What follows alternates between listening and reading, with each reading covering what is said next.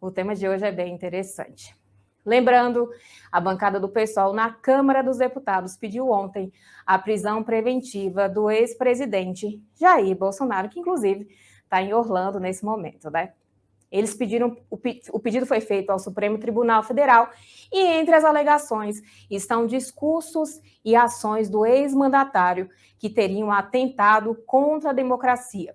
A representação tem como base as manifestações contra o resultado das eleições que fecharam rodovias e estradas em todo o país e pediram, inclusive, intervenção das Forças Armadas para impedir a posse do presidente Luiz Inácio Lula da Silva e também para poder barrar o processo eleitoral. E para comentar os aspectos jurídicos e políticos do pedido, trouxemos ao meio-dia em Brasília o advogado e cientista político Rafael Favetti e o doutor em ciência política Leandro Gabiati. Tudo bem?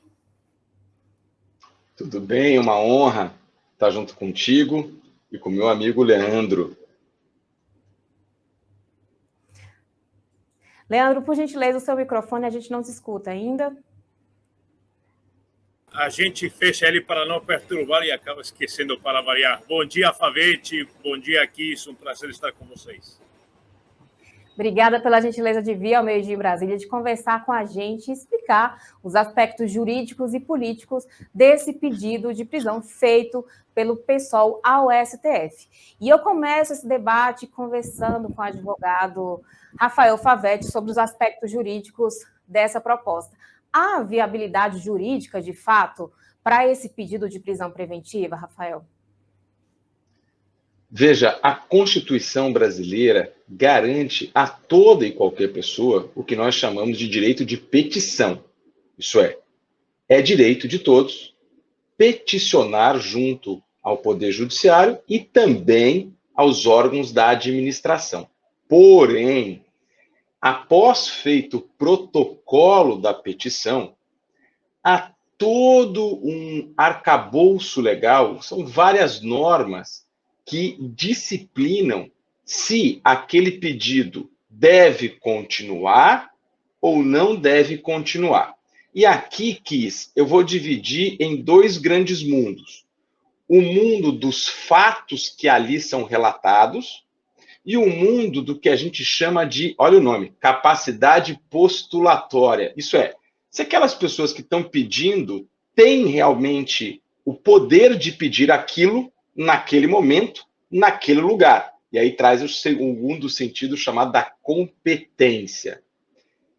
Apesar de os requerentes serem deputados federais, e aí é papo pro Leandro, porque, já te adianto, essa questão é muito mais política do que jurídica, apesar deles serem deputados federais e o requerido, que é o presidente da República, ex-presidente da República, Jair Bolsonaro, ter sido presidente da República, não há, juridicamente, duas coisas essenciais a esse requerimento. O primeiro, a competência. Apesar deles serem deputados federais, não são eles os investigados. Se fosse o contrário, seria Bolsonaro pedindo para investigá-los, aí seria do Supremo. Mas como é contra o Bolsonaro, que não é mais presidente, nós não conseguimos enxergar muito ali a competência do Supremo para tocar essa questão. Mas o Supremo vai dizer sobre isso ainda. O Supremo ainda vai falar sobre isso.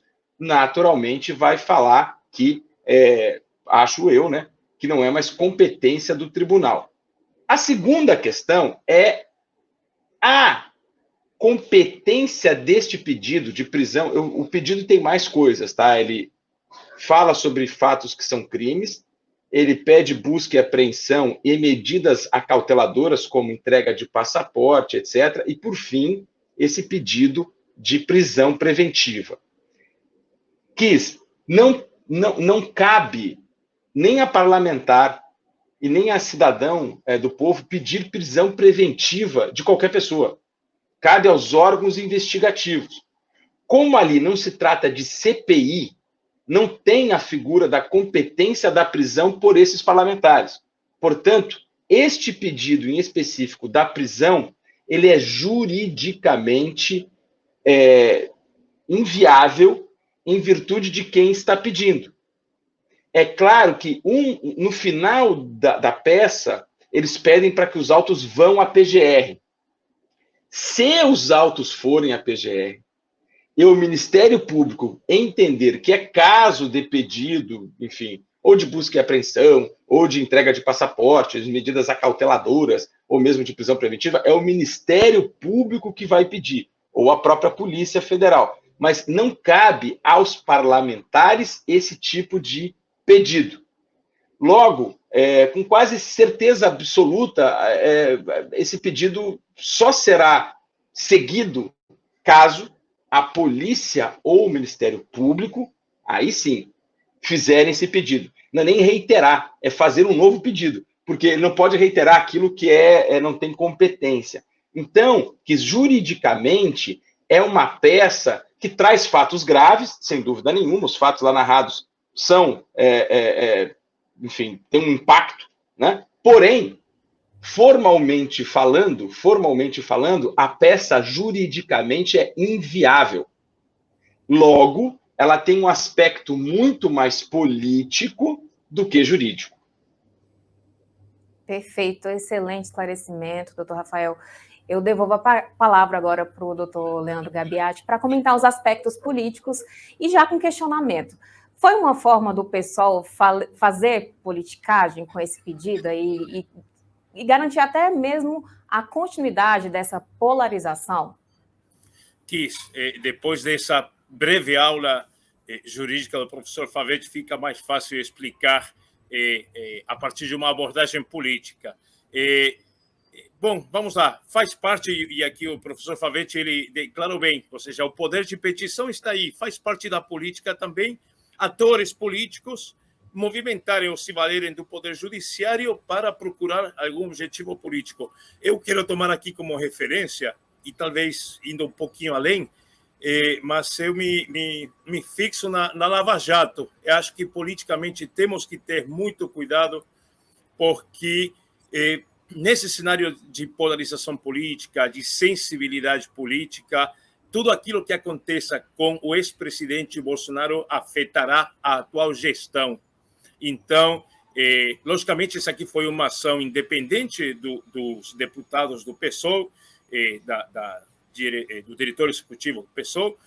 Eles têm toda a legitimidade de fazer a petição, mas, logicamente, há riscos também. Acho que aqueles partidos que fazem parte do governo, né, deveriam avaliar e ponderar quais são os desdobramentos e as possibilidades que se abrem com cada ação.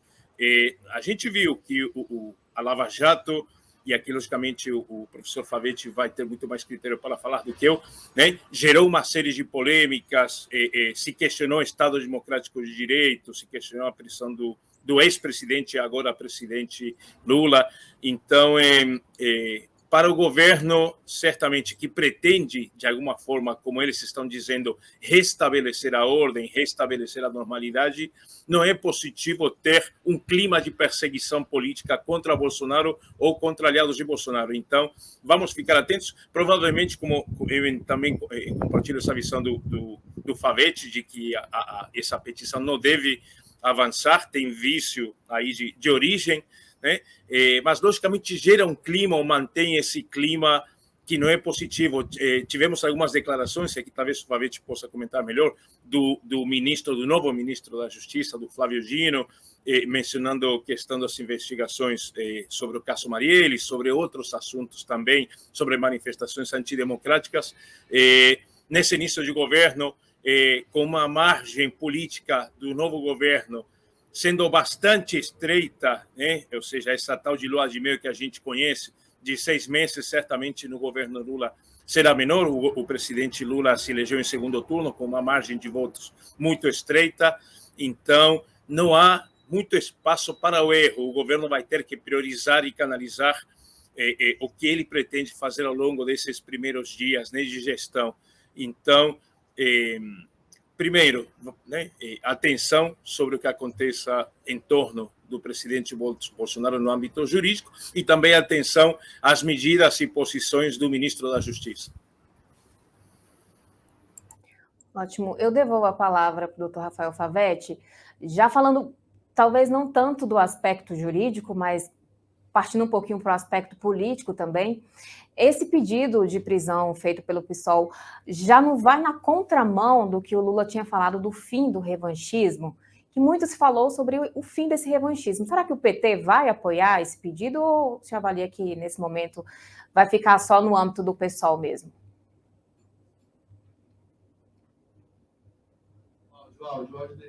Doutor Rafael, o seu áudio, por gentileza. Perdão. Como o professor Leandro comentou, essa petição não foi uma posição de governo, não foi uma tomada de decisão prévia do centro de governo do atual presidente Lula, na qual se requeriu essa questão. Foi, sim, uma ação de cunho midiático, evidentemente, tanto que está gerando mídia, estamos aqui por causa disso, deu certo, né? O objetivo dela ocorreu, ela deu mídia, mas ela é de cunho midiático de um partido que chegou a pensar em não fazer parte do governo Lula. Vocês vão lembrar que no final de dezembro o pessoal chegou a comentar que não participaria do governo Lula. Por quê? O atual governo ele é um conglomerado de vários partidos. E cada partido, o que está entrando agora na coalizão, ou aquele que está mais antigo na coalizão, acha que deveria ter um espaço maior. O próprio PT acha que deveria ter um espaço maior do que tem.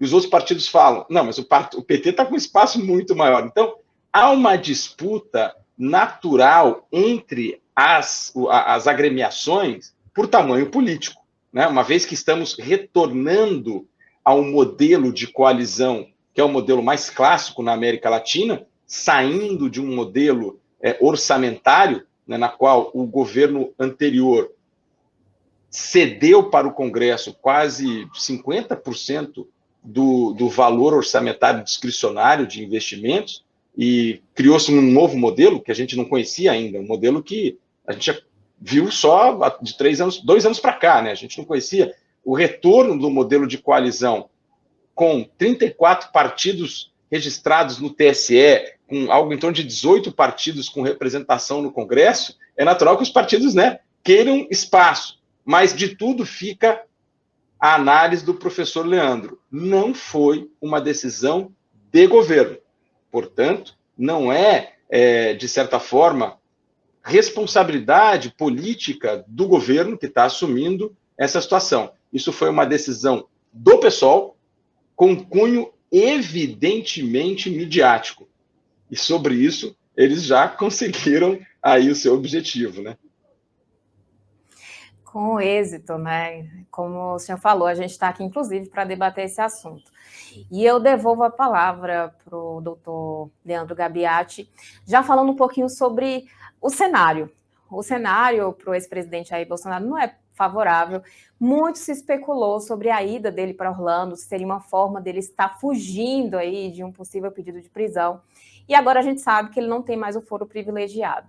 Como é que o senhor avalia esse cenário a partir de agora para o ex-presidente Jair Bolsonaro? Você sabe que o presidente Bolsonaro sempre, né, foi uma figura politicamente heterodoxa, né, e ele continua a nos surpreender com diversos movimentos não previstos, ou não ortodoxos, justamente. O que a gente soube depois do segundo turno é que, logicamente, acho que todo mundo viu, é evidente, o presidente ficou muito abalado politicamente, pessoalmente, psicologicamente. Eles não esperavam, de fato, uma derrota eleitoral, seja por causa das pesquisas, que erraram bastante, seja por causa do poder de mobilização. O grupo político do presidente Bolsonaro tinha a expectativa, de fato, de uma vitória, de uma reeleição. Certamente eles não planejaram o que aconteceria em caso de derrota, né? Justamente por ter essa convicção elevada. E justamente essa falta de planejamento, ou de dizer o que a gente faz se perdemos a eleição, é o que a gente está vendo. Um presidente Bolsonaro em silêncio, com mensagens dúbias, com mensagens duplas. Ele tem um poder, o presidente Bolsonaro saiu da eleição, ainda que derrotado, primeiro, elegendo um Congresso eminentemente conservador, com grandes partidos de centro e de centro-direita tendo uma maioria importante na Câmara e no Senado, saiu do segundo turno com 57 milhões de votos. 57 milhões de votos. É um poder político, um capital político muito grande, que se o presidente Bolsonaro operar bem e se posicionar bem, logicamente tem um timing. Se ele perder o timing, pode errar totalmente, pode perder esse poder. Ele vem errando bastante nesse silêncio, nessas mensagens dúbias, ao não desmobilizar talvez os apoiadores no quartel-geral, nos quartéis do Exército. Essa posição pouco clara vem esvaziando esse poder político, esse capital político, inclusive entre aqueles apoiadores mais fiéis que não entendem ainda muito bem o que está acontecendo e qual será a figura do ex-presidente Bolsonaro a partir de 2023. Eu acho que resta aguardar justamente essa viagem, talvez, né, essa viagem sabática de 30 ou de 60 dias, ninguém sabe muito bem, o presidente Bolsonaro não tem data de retorno ainda, mas tem que ver justamente depois dessa viagem sabática do presidente, que acho que não tem a ver, sinceramente falando aqui, acho que não tem a ver com uma questão jurídica, com uma questão de fugir dos judiciários, que não passa por aí, passa mais por uma questão de se afastar um pouco da cena política para justamente tentar fazer um cálculo e traçar uma estratégia. Vamos ver justamente quando é que o ex-presidente Bolsonaro retorna e justamente qual será a estratégia dele junto com o PL do Valdemar Costa Neto, né? A partir de 2023, que tipo de oposição o Bolsonaro vai querer liderar? Perfeito, eu devolvo a palavra para o doutor Rafael Favete com o mesmo questionamento desse cenário aí que envolveu tanto a ida dele para Orlando, quanto esse fim do foro privilegiado para ele, já que para muita gente isso representou um risco, né? Eu acho que qualquer governante no Brasil, seja prefeito, governador ou presidente da República, sempre tem uma espada de damos na cabeça após sair do governo.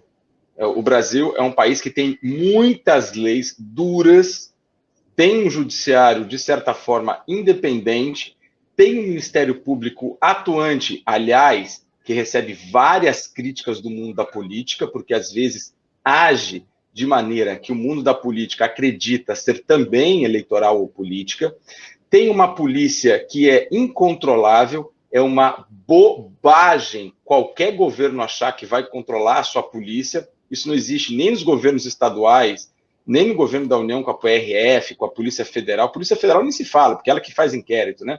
Então, nós temos uma ambiência de muito risco para qualquer governante.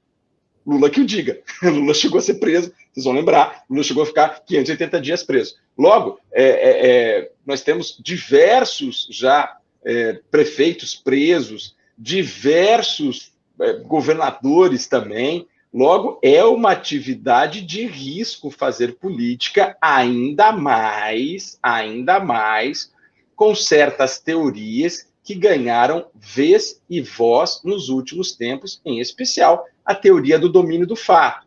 A teoria do domínio do fato acaba levando para cima aí a responsabilização sobre qualquer coisa.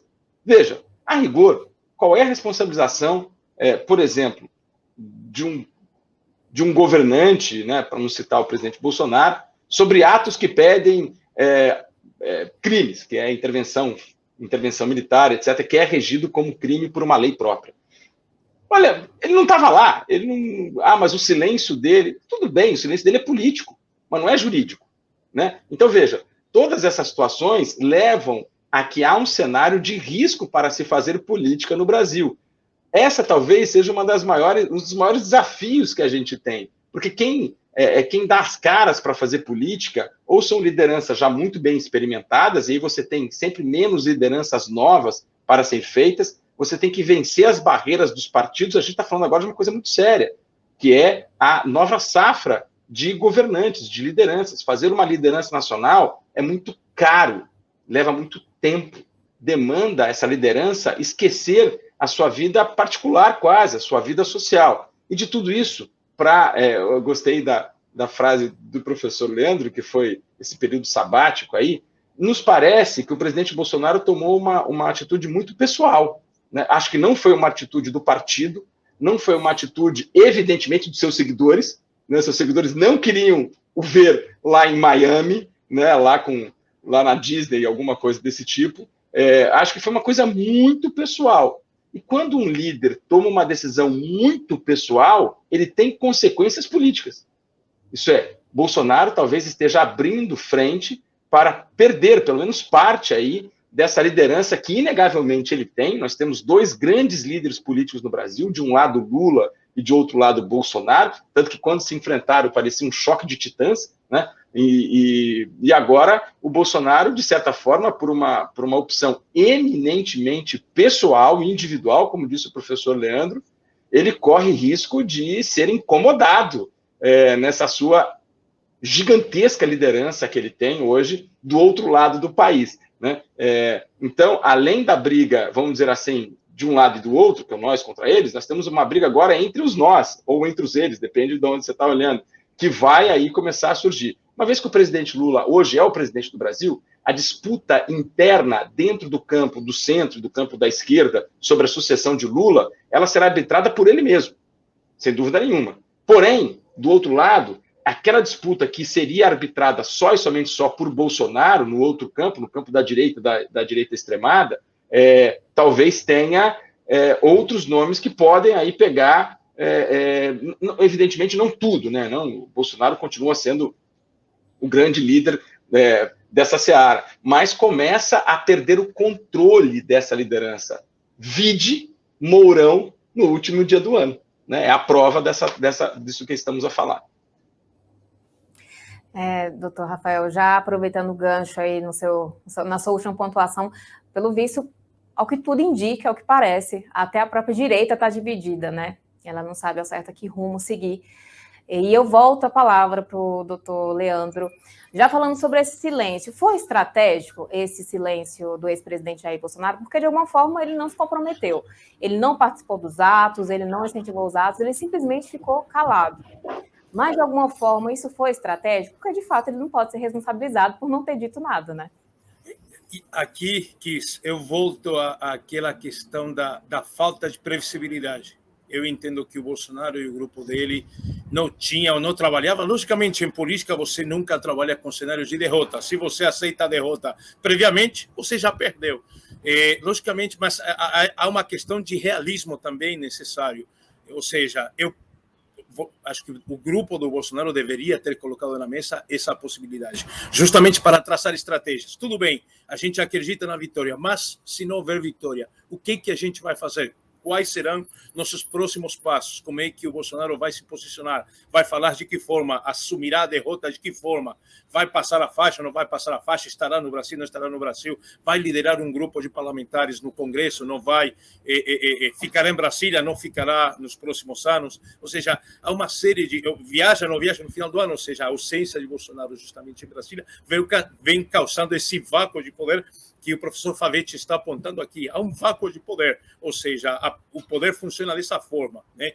Se não há alguém exercendo o poder, uma outra figura entrará nesse espaço para exercer o poder. E aqui vou me valer um pouquinho sobre justamente essa dificuldade que o Bolsonaro tem, ou que a oposição terá, justamente com alguns conceitos do populismo. É um conceito que se aplica tanto à esquerda quanto à direita, ok? E a questão é, o líder populista, ele se caracteriza por justamente unificar diversos discursos que estão soltos e que eventualmente até podem ser contraditórios. A figura do líder populista aparece justamente para concatenar todas essas forças centrífugas, ou que têm interesses diversos. Mas o líder populista, ele chega com um discurso, unifica todas essas forças independentes e consegue justamente construir um poder importante e se transformar em líder, né? Bolsonaro conseguiu juntar pessoal da igreja evangélica, pessoal das armas, pessoal do agronegócio, aqui falando genericamente em diversos grupos. A questão é, sem o poder da presidência da República e justamente com essa falta de estratégia clara do presidente Bolsonaro, as partes começam a cada uma a procurar seu próprio caminho, seu próprio líder.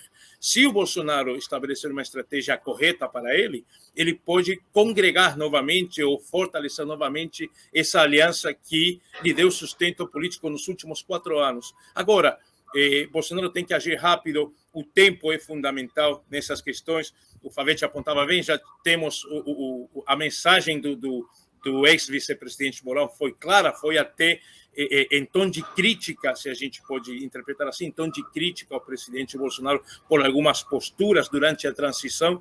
Então, logicamente, há líderes querendo ocupar o espaço da direita. Bolsonaro tem pouco tempo para pensar e tentar estabelecer uma estratégia, um passo a passo do que ele irá fazer daqui em diante. Perfeito. Doutor Rafael Favete.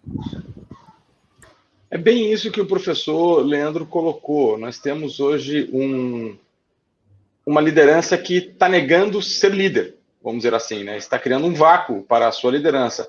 Isso não acaba de um dia para o outro.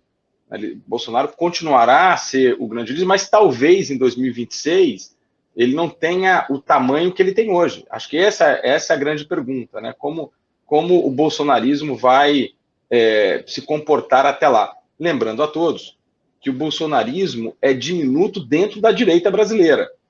Eu classifico aqui como bolsonarismo, só para ficar claro nos conceitos, aquela ala absolutamente liderada por ele Bolsonaro, diante desse cenário populista que o professor Leandro comentou, porém isso não resume a direita brasileira.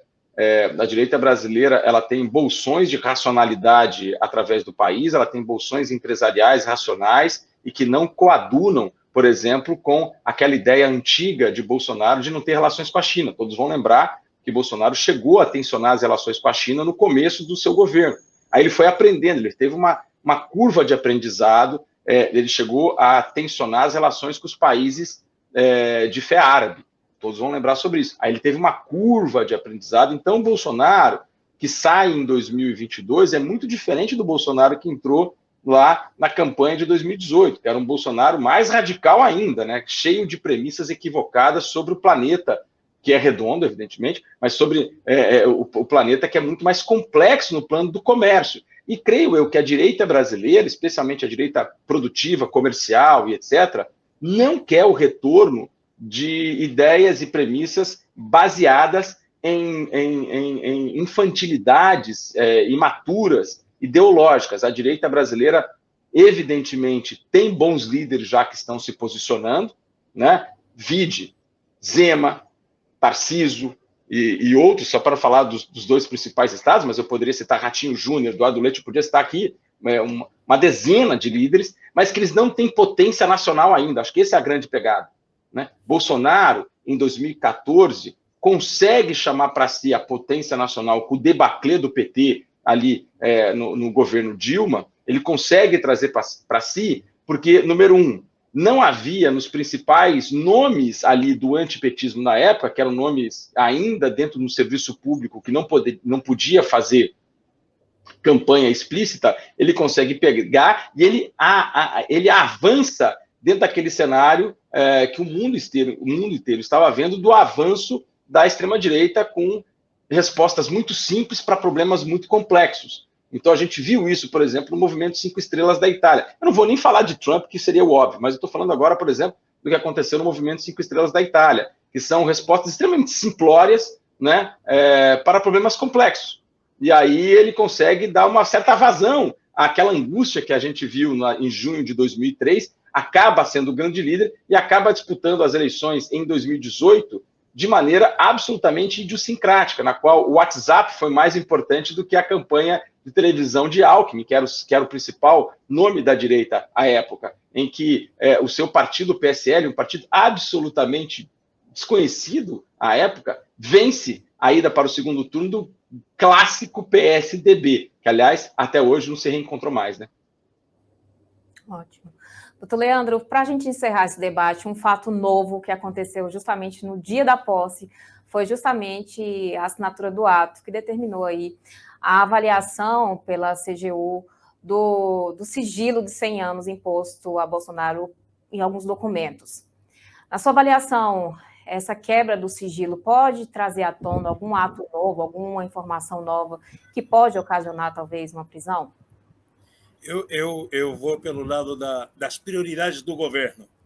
logicamente, tem um simbolismo importante o comando do presidente Lula à CGU para investigar.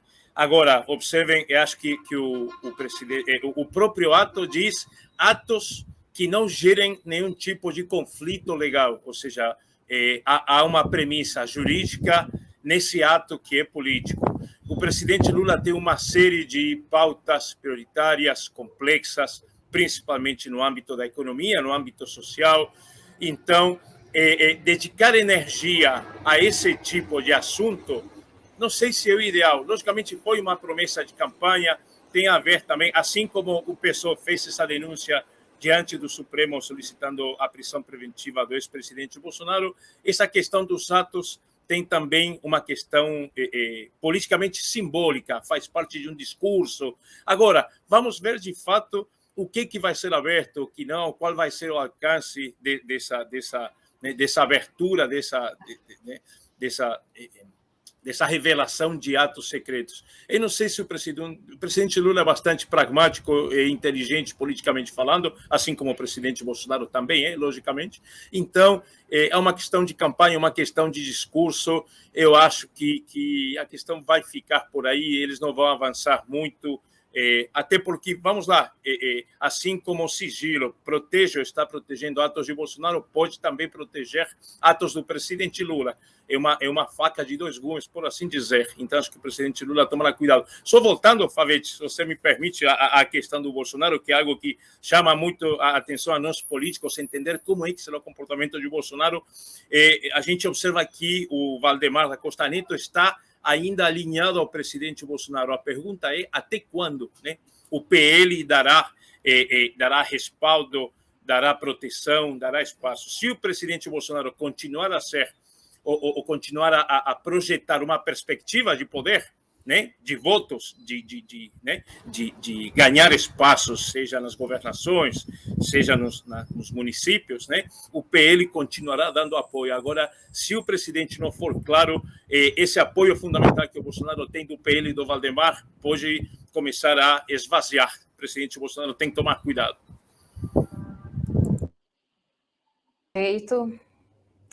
Perfeito, muitíssimo obrigado, Leandro. Eu devolvo a palavra para o Dr. Rafael Favete, mas já fazendo uma pontuação em relação à sua última fala aí, do PL versus Bolsonaro, já que eles querem e almejam voltar ao poder em 4 anos, que inclusive está bem aliado com o que o ex-presidente Jair Bolsonaro falou no último discurso. É preciso mostrar um protagonismo agora. Eu acho que se esconder não é a melhor alternativa, na minha avaliação aqui, enquanto sociedade, né, enquanto povo brasileiro, não é a melhor alternativa se esconder nem ficar em silêncio, né? Eu acho que o melhor agora, já que ele quer voltar, tem esse anseio aí de representar a direita, estabelecer e manter a força e o protagonismo nesse momento, talvez seja a melhor alternativa. Eu devolvo a palavra para o doutor Rafael Favete, já com esse questionamento. Presidente Bolsonaro, fim do sigilo de 100 anos em alguns atos e documentos, final do governo, esse silêncio que a gente sabe aí que incomodou muito, especialmente os apoiadores. Faz um resumo aí para a gente, para o pessoal entender esse desfecho aí. Todo governo que assume já está em campanha para a sua própria sucessão. O presidente Lula, por mais que não seja talvez o principal candidato da atual situação em 2026, já está em campanha. Então, esse tipo de ato de revogação de decreto, de sigilo, nós temos duas coisas aí. Primeiro, faz parte da campanha eterna, da campanha permanente, né? E segundo, para também demonstrar aos próprios supporters do presidente Bolsonaro, caso, especialmente nas questões de vacinação, sejam demonstradas que o presidente se vacinou, acho que é isso que está mais pegando hoje, evidentemente, que o presidente teria sido um, entre aspas, hipócrita, fecha aspas, político. Então, acho que é uma maneira também eleitoral. Porém, de outra banda, nós temos hoje na CGU, o antigo ministro da CGU, Wagner do Rosário, era um ministro muito sério, muito bom, muito técnico, e o atual ministro da CGU também é muito bom, muito sério, muito técnico, é o Vinícius Carvalho, que já foi até presidente do CAD. A secretária executiva do Ministério, a Vânia, ela também é muito boa, muito técnica. Acho que eles vão ter todo o cuidado de preservar, de certa forma, as premissas de direito de personalidade que tem o Bolsonaro em relação à sua questão de saúde, né? Porém, por outro lado, quando o presidente Bolsonaro traz isso a público lá atrás, sobre a não vacinação, aquela frase do jacaré que ficou muito famosa, que virou um aspecto da política brasileira, etc., há toda uma dúvida se, entre aspas, descobrimento que esse líder se vacinou, o quão isso ele deve ser responsabilidade politicamente falando, mas não juridicamente falando, mas só politicamente falando e, basicamente, eleitoralmente falando. Nesse sentido, o fim dos decretos de 100 anos, eles correm aquilo que é a regra na República, que são as coisas transparentes, né? Você decreta sigilo para aquelas coisas que ou tem muita questão de personalidade envolvida, né? Que essa da vacina pode ser um caso, né? Há uma discussão jurídica muito forte sobre isso, mas, por outro lado, aquelas questões que têm razão de Estado, mas muita coisa ali não tem razão de Estado. Por exemplo, decretar sigilo de quem viajou no avião da FAB para a festa de um amigo. Isso não tem razão de Estado nenhuma, a sociedade quer saber. E um governante que, por exemplo, convide amigos e parentes, enfim, para viajar na FAB, ele que arque com as consequências políticas. Isso é, se os seus eleitores acham que isso não tem nenhum problema, pronto, acabou, morreu o assunto. Entendeu? Mas você não pode decretar sigilo, porque o sigilo ele é a anti-regra. A regra é a transparência para a coisa pública. Lembrando a todos que no Salão Oval tudo é gravado. Né? Tudo é gravado. Você tem sigilo à medida que as questões são de Estado. Então, essa confusão, Kiss e Leandro, entre questões de Estado e questões pessoais, talvez é a maior temperatura de que nós ainda temos um patrimonialismo muito forte aí no Brasil, que é essa confusão total entre o que é público e o que é privado. Excelente, muitíssimo obrigada, doutor Rafael Favete, muitíssimo obrigada, Leandro Gabiati, obrigada pela gentileza de vir ao Meio-Dia em Brasília, conversar, explicar os aspectos jurídicos e políticos dessa questão, desse pedido de prisão preventiva que foi protocolado pelo pessoal aí no STF. Obrigada pela gentileza.